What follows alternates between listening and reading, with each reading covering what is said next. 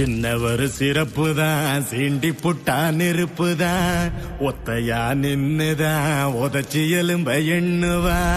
பட்டி தொட்டி எல்லாமே பட்டயத்தான் கிளப்புவா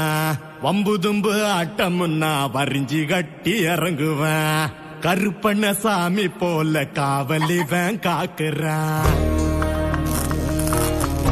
வடிவசல் காளையது ரணகளமா பாயும் போது வடிவசல்